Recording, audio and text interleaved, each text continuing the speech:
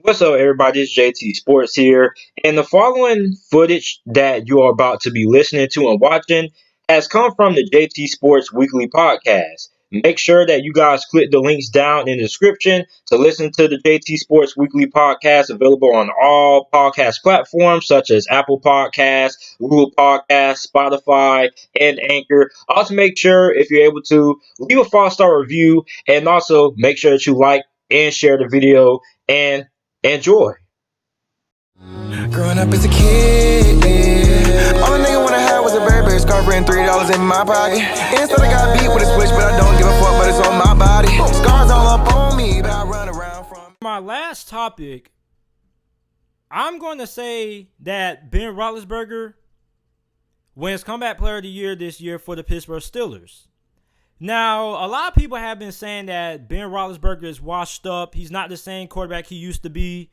And I find that crazy because the guy got injured, only played in like 2 games last season, and guys are saying that he's washed up. Like Big Ben hasn't been a top 10 quarterback over the last 4 or 5 years.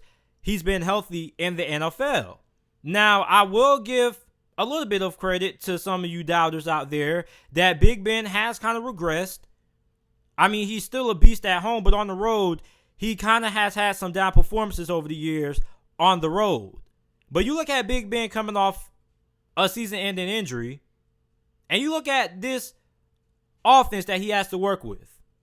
Now, he has a top 5, top 10 offense. A lot of people keep saying the Steelers' offense is not going to be great because it's old. Just because you're old doesn't mean you're not going to be good.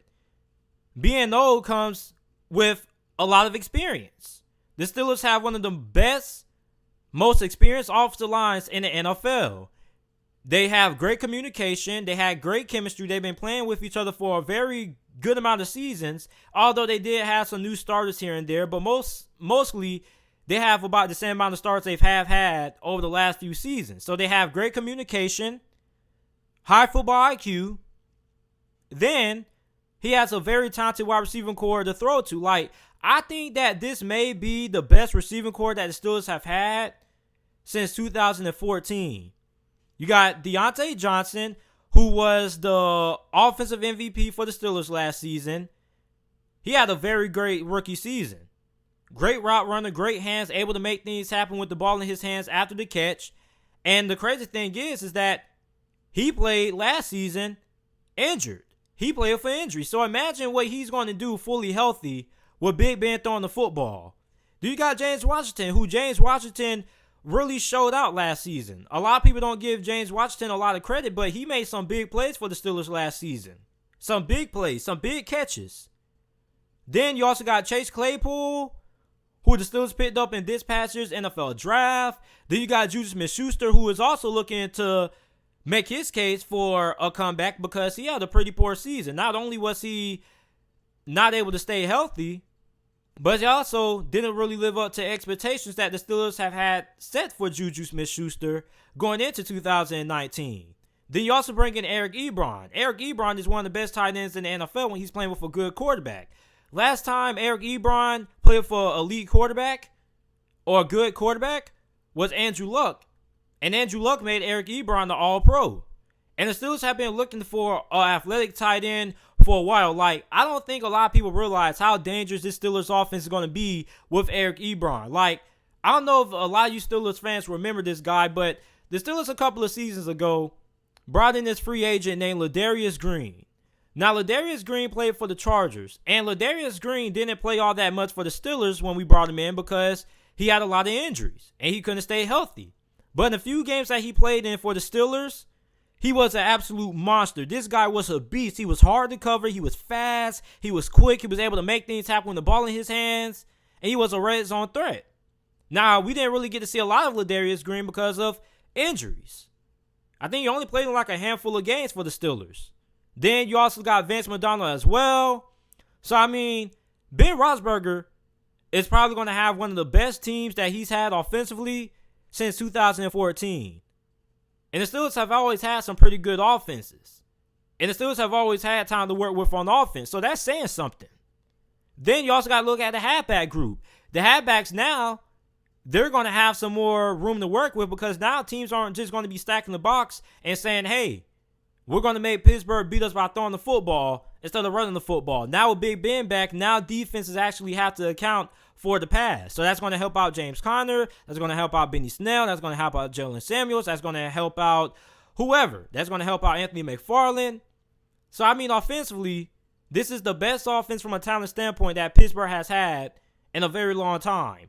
And when you look at what Big Ben has to work with coming off his injury, I'm not expecting Big Ben to be an elite top 5 quarterback or anything like that. But I am expecting Big Ben to help the Steelers make it to the playoffs this year. Like, a lot of people think the Steelers are going to go 7-9 and things like that. Like, if Pittsburgh went 8-8 with Devlin Hodges and Mason Rudolph, I'm pretty sure Big Ben coming back fully healthy is going to be good enough to get the Steelers at least 2 more wins. So, a lot of people think that the Steelers fans are delusional because we think Big Ben is going to be enough to get us to the Super Bowl. We're not expecting Big Ben to carry us to the Super Bowl. I don't know if you guys realize it, but Steelers fans are used to success. We're used to championships. And we don't expect anything less. When your standard of a good season is only to win the Super Bowl, anything less than winning the Super Bowl is a disappointment, that's the standard. Now, of course, every team's goal is to win the Super Bowl, but a lot of teams, fans are happy with going to the playoffs and just winning the playoff game. I'm just making it to the playoffs. That's a good season for them. Before a team that has a fan base like the Dallas Cowboys, the Pittsburgh Steelers, and the Green Bay Packers that has had, or even the New England Patriots, I forgot to mention, that has had a lot of success with winning championships, anything less than a Super Bowl win, and bring that Lombardi trophy home and put it on your trophy case, it's considered a disappointing season. And that's the standard that the Steelers and the Steelers fans hold. So it's not the fact that Steelers fans feel like we're going to be Super Bowl contenders because of Big Ben coming back. Steelers fans expect to be Super Bowl contenders because that's their standard in Pittsburgh. And anything less is a disappointment.